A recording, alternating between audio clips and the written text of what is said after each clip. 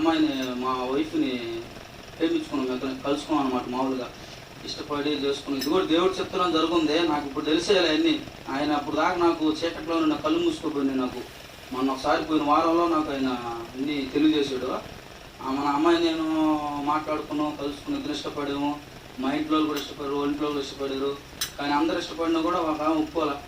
ఒక ఆమె ఒప్పుకోకపోతే ఆమె కాడ పెండింగ్లు పడి మేము కలుసుకుని కూడా ఇద్దరం కొత్తకోట బీచ్లో అందరం ట్రాక్టర్ పెట్టి నేను ఒకరోజు వెళ్తే కొత్తకోట బీచ్లో మన ఇద్దరం కలుసుకొని మాట్లాడుకొని అప్పుడు అందరూ కూడా ఇష్టపడి తర్వాత మా వివాహం జరిగింది. మా వివాహం అసలుకి చెప్తేనే అసలుకి బలి వివాహం, అది తెలిసి తెలని వివాహం అనమాట. అది మన నరసింహ కొండ మీద చెట్టు కింద, అది చెట్టు కింద అంటే అట్లా ఇది యాప చెట్టు అవడం. గుడి కడుపు కూడా బాగుంటుంది. ఎందుకో గుడి కడుపు అనుకో పోలీసులు పెట్టేస్తారు మమ్మల్ని.